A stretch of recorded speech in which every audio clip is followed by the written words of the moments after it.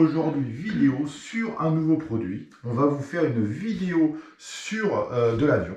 On va penser à toutes les personnes qui débutent. Donc on va vous présenter un multigiro 3G.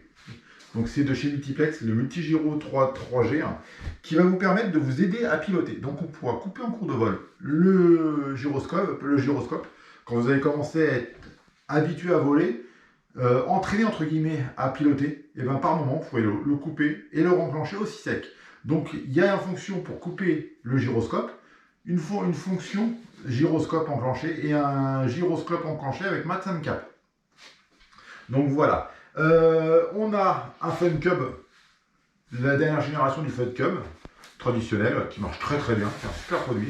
On va le monter. Alors on peut le monter ce système là sur des avions 3D pour faire de la voltige aussi. Ça va vous aider à faire de la voltige facilement.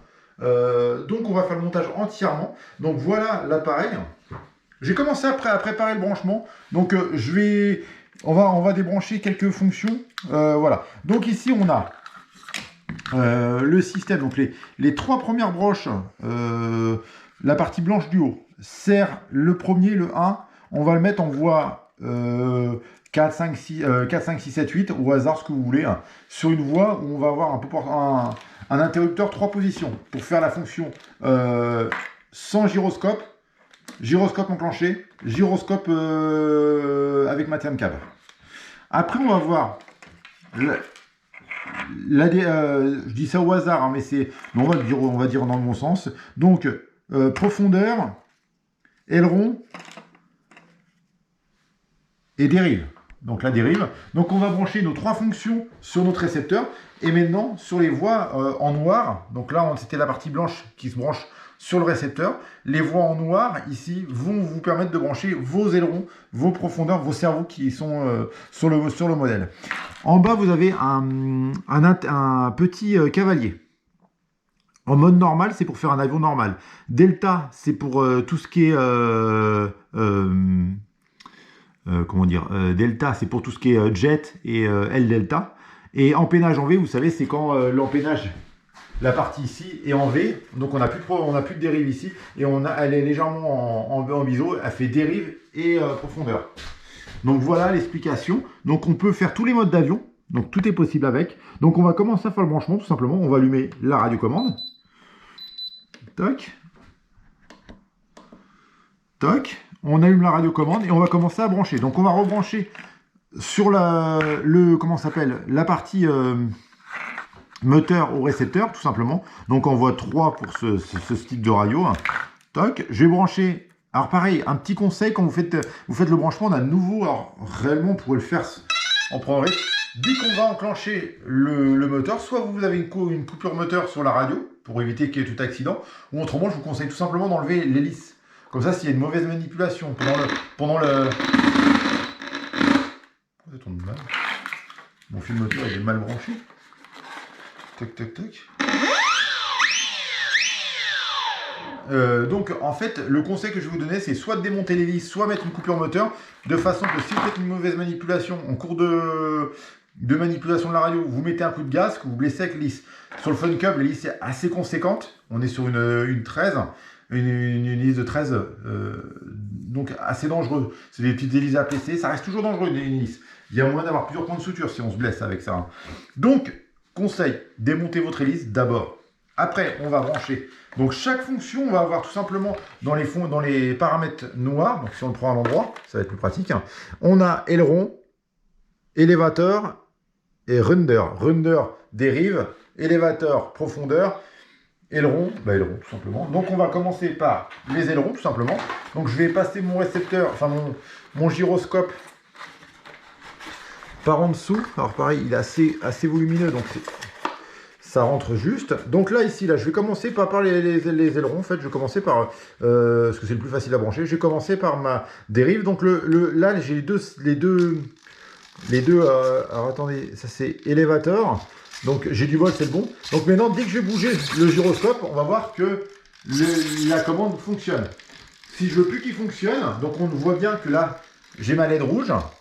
Je recommence. J'ai ma LED bleue. Problème de couleur. Donc là, avec l'interrupteur, je le coupe. Et là, à ce moment-là, j'ai éteint mon gyroscope, donc il fonctionne normalement. Donc je vais pouvoir monter, descendre avec ma radio et puis avec le gyro. Je le renclenche, ça refonctionne. Donc là maintenant, je vais faire la dérive, Runder, comme on a dit tout à l'heure, parce que je lui ai dit, hop, je le branche, pareil, donc là tout fonctionne. Donc on va couper simplement le gyroscope le temps qu'on branche tout. Hop, ici je branche mes ailerons en voie aileron. Donc tout va être câblé rapidement, toc, et là tout est câblé. Alors aujourd'hui, pour simplifier le système, je ne vais pas mettre les AF, les aérofreins que j'ai dessus. Je pourrais les mettre, mais obligatoirement, les AF, enfin les aérofreins, comme vous préférez, les AF, je ne pourrais pas les avoir, les flaps d'atterrissage, je ne pourrais pas les mettre sur mon gyroscope. Il n'est pas conçu pour pouvoir gérer ce genre de paramètres-là supplémentaires. Ça restera un paramètre supplémentaire à gérer de votre côté. Pensez en ordre de vol. On ne vole jamais avec les flaps en ordre de vol. Si vous voulez faire de la voltige ou autre, on n'enclenche jamais les AF, ça va vous casser la vitesse. Au niveau comportement de l'avion, ça va le modifier. Donc, on a vu ça. Maintenant, on va voir l'implantation du gyroscope. Le gyroscope doit être implanté bien à plat dans l'avion et pas en biais et pas de côté comme ça. Il doit être bien dans le sens de fonctionnement. Et donc là, ici, on a une flèche, direction du flight. Donc ça veut dire que on le fixe comme ça avec un scotch double face en respectant le centre de gravité. Donc on va essayer de respecter le centre de gravité. C'est en gros le trait ici en fait, à l'endroit où il y a les écritures. J'avais vu sur la notice. Alors attendez, est-ce que j'ai la notice sous la main? Non, je ne l'ai pas sous la main, ce qui n'est pas bien. Il faut toujours avoir la notice, toujours suivre les informations de la notice pour compléter les informations. On va mettre un scotch double face en dessous pour le verrouiller. Comme le gyroscope ne doit pas bouger, parce que dès qu'on va enclencher le gyroscope, là je l'ai remis en fonctionnement, dès que je vais le secouer, tout de suite ça va fonctionner. Donc s'il n'est pas tenu dans l'avion, en ordre de vol, ça va fausser les paramètres de vol. Donc il faut absolument qu'il soit fixé comme il faut dans l'avion. Donc on va défaire, on va coller un scotch double face sous... c'est vendu avec, hein, donc il n'y a pas de... On va recouper le gyroscope. Toc.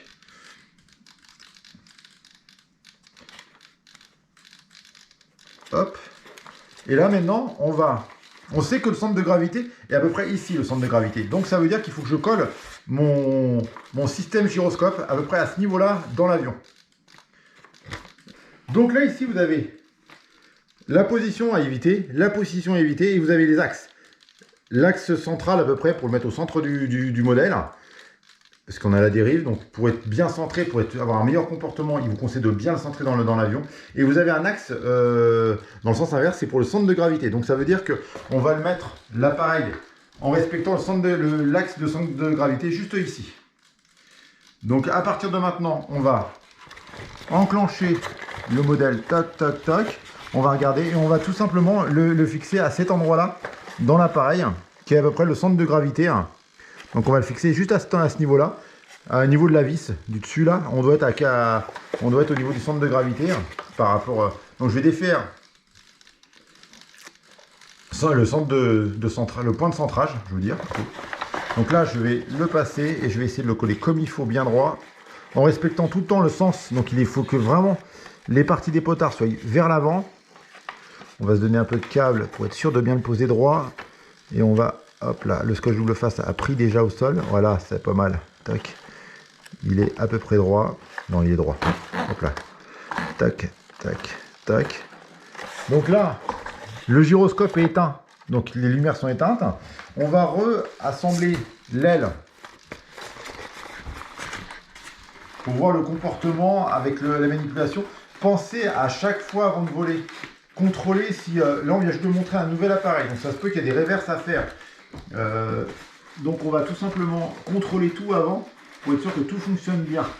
Donc on va tout simplement enclencher l'aile, repasser comme il faut les câbles. On va remettre les vis de verrouillage. Donc là, maintenant, une fois qu'on a tout installé, on contrôle bien que quand je vais à droite, il va à droite. Donc je vais à droite, on voit l'aileron monter, donc il va forcément à droite. On va à gauche. Donc là, on est en mode, en fonction non maintien de câble. Donc non maintien de cap. Donc il est en mode bleu. En mode rouge, vous avez c'est maintien de cap. Donc vous allez voir la différence. Donc je prends mes ailerons, je vais à droite, je lâche le stick, tout de suite il revient en place. Je le mets en mode maintenant maintien de cap. Donc les ailerons constamment vont corriger parce que le sol il n'est pas forcément droit ici, hein, donc il corrige un petit peu dès le départ. Et après là, ici là, maintenant, je tire à droite. Pour aller à droite, je lâche le manche, et ben il va maintenir, il va revenir gentiment. Et pareil de l'autre côté. Donc mon gyroscope va constamment maintenir les positions et les caps. Donc c'est la différence qu'il y a entre la profondeur, pareil, vous allez voir le truc. Je le remets à 0. On va mettre la dérive à 0. Donc le maintien de cap, c'est ça. Je monte la profondeur, je lâche. Et il va maintenir. Après, si dans mon ordre de vol, ça doit bouger, lui, son but, c'est de maintenir la dernière position que je lui ai donnée. Pour donner l'ordre de continuer à voler comme ça. Donc après, il va corriger par rapport à l'assiette du gyro en ordre de vol, mais il va maintenir le cap que vous lui avez donné. Donc ça veut dire que si on veut tourner, il va maintenir une position pour tourner. Pareil pour la dérive, il maintient le cap. Je désenclenche le système de passage de câble.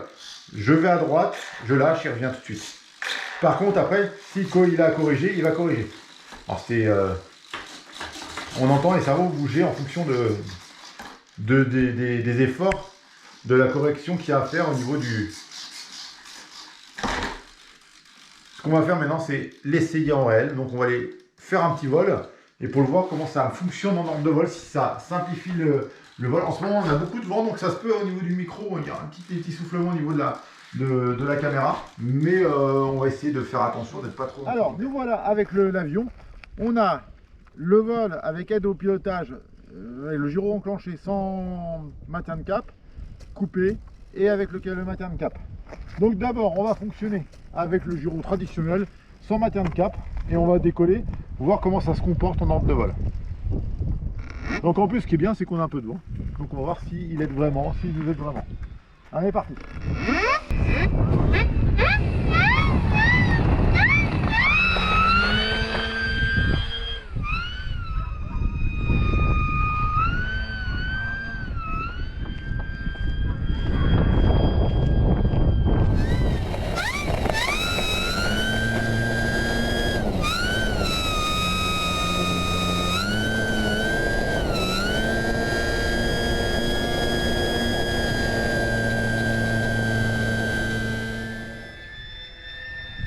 Donc là en fait en ordre de vol, j'arrive à pouvoir... et il maintient son cap nickel, il corrige quand il y a des rafales de vent. Et... donc évidemment pour tourner, c'est toujours à nous de tourner, mais les commandes sont vraiment douces, c'est hyper agréable à piloter, hein, et ça aide vraiment en ordre de vol. Hein. C'est impressionnant même. Les fonctions sont vraiment très douces, ça adoucit énormément, on a l'impression qu'on a de l'expo en fait.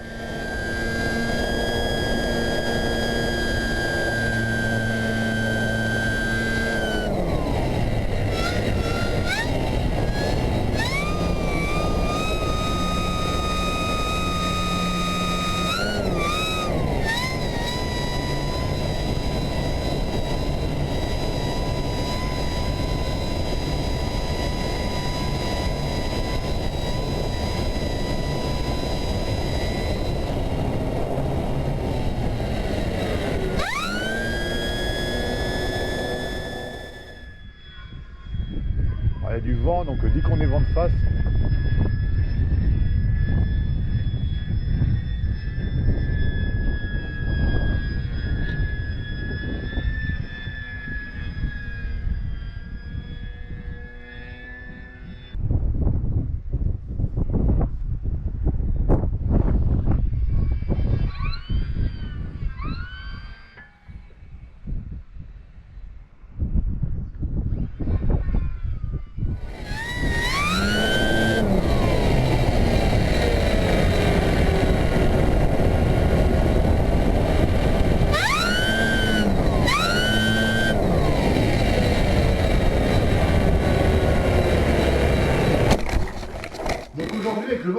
on a fait un vol avec fonction sans verrouillage de coque. Donc là, la sensation de pilotage, c'est simple. C'est vous avez l'impression d'avoir pas mal d'expo dessus. Vraiment un avion très souple. Et en fait, il maintient énormément. Avec le vent, on a bien vu que l'avion faisait des belles courbes sans être un petit peu remis. Il y avait beaucoup de vent aujourd'hui. Donc aujourd'hui, on va se contenter à ce vol. On va régler le gyroscope parce qu'en fait, après le gyroscope, on a 3 potards. Je prends cette photo là parce qu'elle est plus grosse. On a 3 potards pour régler les débattements qu'on veut. Et on va faire un réglage plus sportif. Donc on va rester sur le Fun Cub, encore un vol pour voir comment il fonctionne avec en vol correcteur de cap sur une prochaine vidéo. Et on fera sur la même prochaine vidéo, on fera un vol avec une aile delta pour voir avec un avion beaucoup plus rapide encore que le Fun Cub pour voir les performances du gyroscope et aller jusqu'au bout du réglage. Je vous dis à très bientôt sur la pour une prochaine vidéo. Continuez à vous abonner et à très bientôt. Au revoir.